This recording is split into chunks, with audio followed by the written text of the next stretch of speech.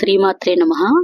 జపో జల్పశిల్పం సకలమపి ముద్రా విరచనా గతిః ప్రాదక్షిణ్యక్రమణమశనాద్వాహుతి విధిః ప్రణామ సంవేశ సుఖమఖిలమాత్మార్పణదృశా సపర్యాపర్యాయస్తవ భవతు యన్మే విలసితం.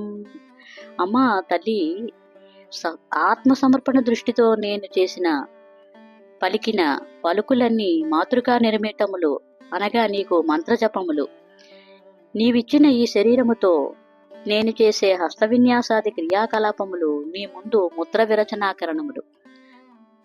నా యొక్క సంచార గమనము నీకు కావించే ప్రదక్షిణము, నా అంగభంగిమలు నీకు ప్రణామములు. నీవు జఠరాగ్నివి కాబట్టి నేను గ్రహించే అన్నపానాదికములు నీ ప్రీతి కొరకు నేను చేసే హోమము వంటిది.